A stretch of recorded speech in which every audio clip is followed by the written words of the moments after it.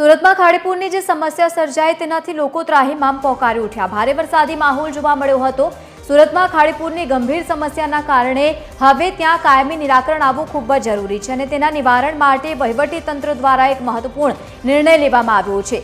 આગામી 2 દિવસમાં વરસાદ ઠાળે પડતા જ હવે ખાડીઓનો ડ્રોન સર્વે શરૂ કરવામાં આવશે। આ કામગીરી માટે NHAI, રેવન્યુ, DILR અને સુડા સહિતની વિવિધ એજન્સીઓના પ્રોજેક્ટ ડિરેક્ટરો પાસે ડેટા મેળવાશે। જરૂરી નકશામાં પણ તેનો માહિતી તેમાંથી લેવામાં આવશે અને આગામી 2 થી 5 દિવસમાં કન્સલ્ટન્ટને સોંપી દેવા તાકીદ કરાઈ છે। કમિશનરે તમામ માહિતી એકત્રિત કરી અને આગામી 5 જ દિવસમાં પ્રાથમિક રિપોર્ટ તૈયાર કરવા માટેનો પણ એક આદેશ આપ્યો છે। તો જે પ્રમાણે સુરતમાં ખાડીપુરની સમસ્યા દેખાતી હોય છે, દર વર્ષની આ સમસ્યા છે અને હવે આ સમસ્યાના નિરાકરણ માટે સતત તંત્ર એક્શનના મોડમાં છે। હવે વરસાદ બંધ થતાની સાથે જ ખાડીઓનો સર્વે હાથ ધરવામાં આવશે અને એ પણ ડ્રોન મારફતે અને વહેલી તકે તેમાં કામગીરી કરવા માટેની સુનિશ્ચિત પણ કરવામાં આવ્યું છે। વધુ માહિતી સાથે સુરતથી સંવાદદાતા દિવેશ પરમાર જોડાય છે। દિવેશ, ખાડીની સમસ્યા એ દર વર્ષની સમસ્યા છે, હવે અંત આવવું જરૂરી છે અને સરકારે નિર્ણય પણ લીધો, શું વધુ માહિતી? બિલકુલ, જે પ્રકારે ખાડીપુર શહેરમાં આવે છે ને ઠેર ઠેર તારાજી સર્જાય છે અને તારાજી રોકવા માટે સરકારે હવે એક્શન પ્લાન બનાવ્યો છે। ખાસ કરીને જે પ્રકારે કલેક્ટર અને પાલિકા કમિશનરની અધ્યક્ષતામાં જે મળેલી એક મિટિંગ હતી, તે મિટિંગમાં નિર્ણય લેવામાં આવ્યો છે કે જે જગ્યાએથી ખાડી પસાર થાય છે તેનો ડ્રોન જે છે તે આખું માળખાગત રીતે આખો નકશો તૈયાર કરવામાં આવશે અને જે પ્રકારે 2 દિવસ હવે વરસાદ રોકાય ત્યારે રાહ જોવામાં આવી રહી છે અને વરસાદ રોકાયા બાદ સર્વેની કામગીરી છે તે શરૂ કરવામાં આવશે।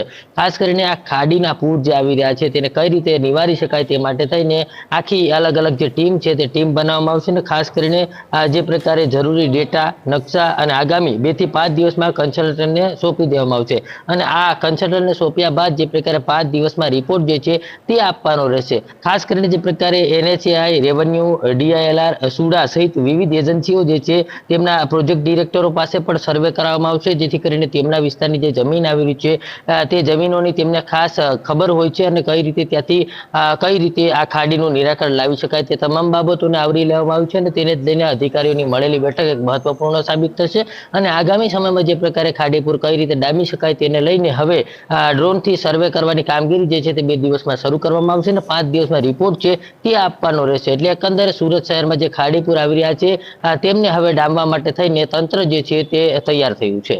બિલકુલ, અને સતત વરસાદી માહોલ જોવા મળે છે, સૌથી વધુ ત્યાં રહેતા લોકો પ્રભાવિત થાય છે। હવે આવનારા સમયમાં જે કામગીરી આખી થવાની છે એની શરૂઆત કઈ રીતે થશે, જો આપ અમારા દર્શક મિત્રોને સમજાવી શકો?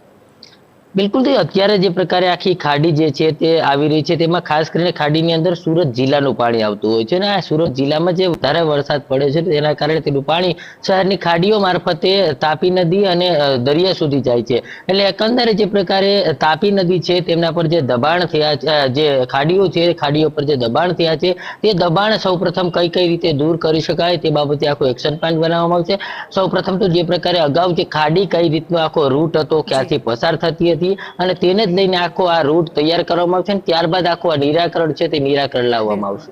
બિલકુલ દિવેશ, આભાર સમગ્ર માહિતી સાથે જોડાવા બદલ। અપડેટ લેતા રહીશું। તો હવે અંતે ખાડીપુરના આજે દરમિયાન દર વર્ષે સમસ્યા સર્જાતી હોય છે, સમસ્યાના નિરાકરણ માટે હવે ડ્રોન સર્વે કરવામાં આવશે।